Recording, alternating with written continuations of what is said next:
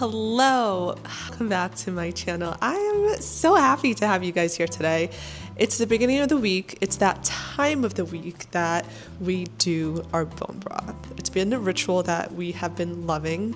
Not only has it been delicious to wake up in the morning and have a warm cup of bone broth, but it's also nutritious. There's so many benefits to drinking bone broth. I mean, look at my hair. Can we just talk about, I need to back up so you guys could see how long my hair has gotten. My husband was commenting on it yesterday because I was doing my hair, and can you guys see how long it is?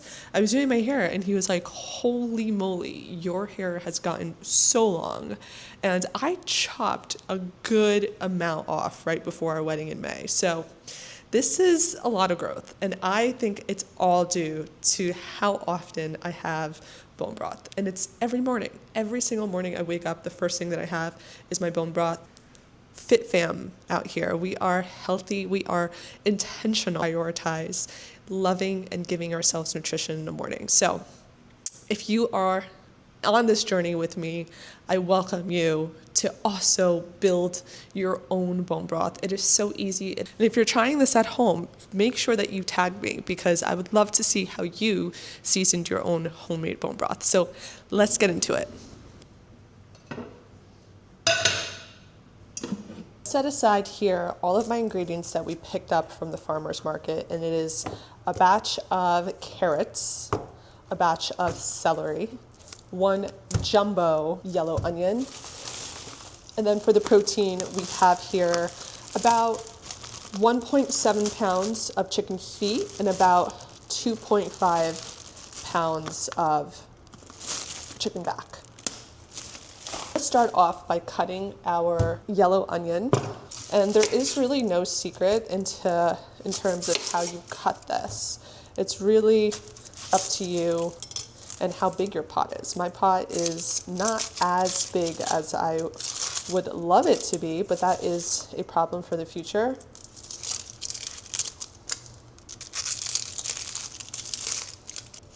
And I'm just gonna cut these into small squares only because I want to make sure that these are fitting nice in my pot. Look how pretty that is.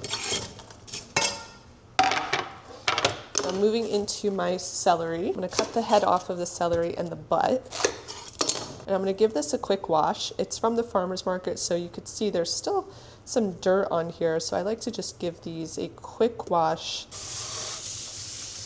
And similar here, I'm going to just cut these in no exact uniform, but I'm gonna cut them small enough so that they fit nicely in my pot. And I'm gonna remove any of these leaf-like parts of the celery. I've always been accustomed to removing it, but I don't know if you actually need to, but how beautiful. And then similar here, cutting off the butt of my carrots. Oh, pop that. And then I'm going to give these a quick wash as well. They have some residue here, so just want to clean it up, but I'm not going to shave them.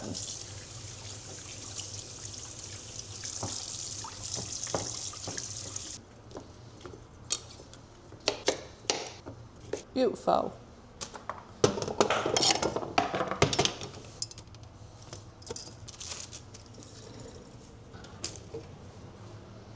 Okay, now final step here.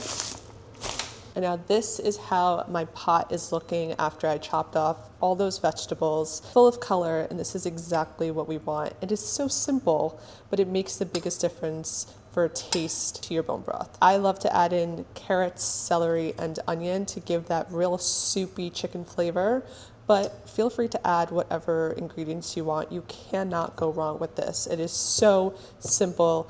You need to try it. Now getting into my meat part of the bone broth. So these come packaged from the farmer's market, so you really don't need to clean it or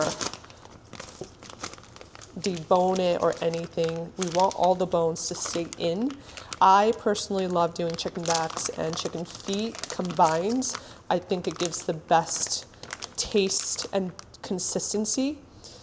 And this is exactly how the backs come and look. And I'm gonna go ahead and just drop this straight into my pot.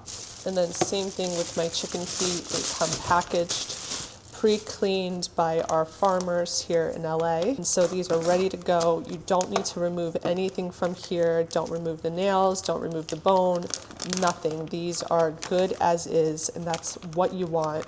And this is what's going to give you the collagen aspect of our bone broth. Going right into, look how cute, into our pot they go. And this is what my pot is looking like after I added all the chicken backs, all the feet, all the vegetables are on the bottom, and now this is ready for water.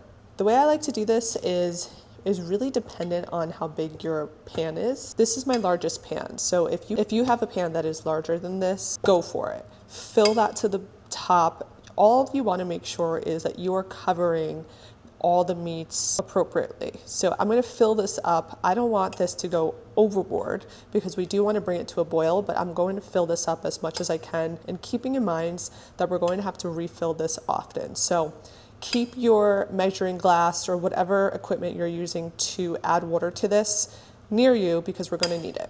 So let's go fill this up.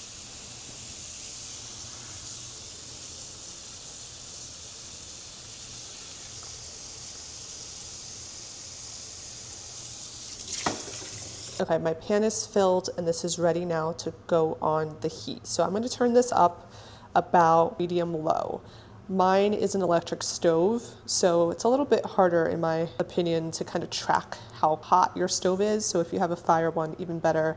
You want to make sure that we are bringing this to a nice boil, but not overloading it. So a consistent boil is what we're looking for. Now before I cover my pot to let this cook, I'm going to just throw in a generous amount of salt, and we can always come back in here and add more salt as needed. And I'm going to add some pepper too, just for taste, but at this point you really could add any seasoning you want. Remember, this is your bone broth, so experiment, keep it simple, whatever you want to do, this is your time to shine.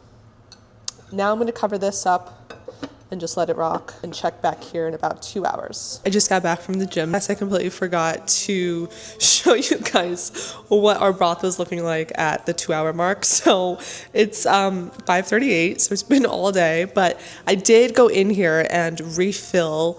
I refilled it about like 4 to 5 cups. Like it was pretty low water when I came to check on it, and I pretty much left it here all day. I was in a very meeting heavy day, so I'm going to show you guys what it looks like now. So it's been here since about 10 a.m. this morning, so it's been a few hours. It's been long enough where you could start to now see the color has completely changed.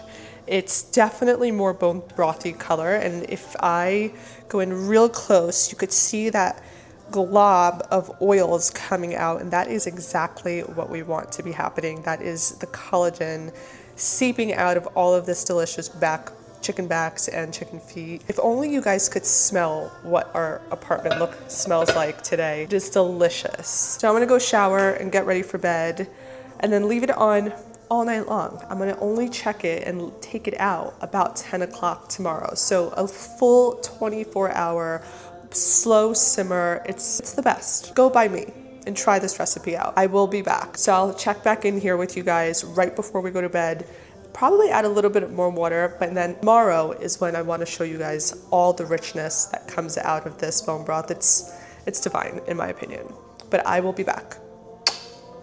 So it's about 9 o'clock, and I'm going to show you how much of water has already evaporated since it's the last time that I showed you guys where we were at. Quite a bit of evaporation, so I'm going to add a lot more water right now, and I'm just going to lower the stove just a tad bit, just so it cooks overnight and doesn't evaporate too much. So it's evaporated quite a bit, so I'm going to go back in here and fill this up a little bit more.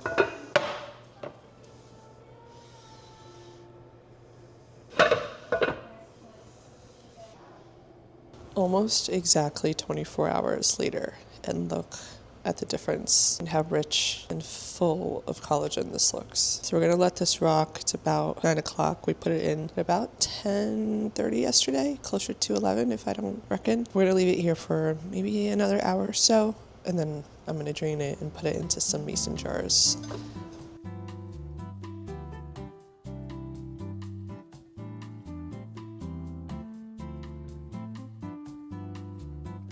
Like who's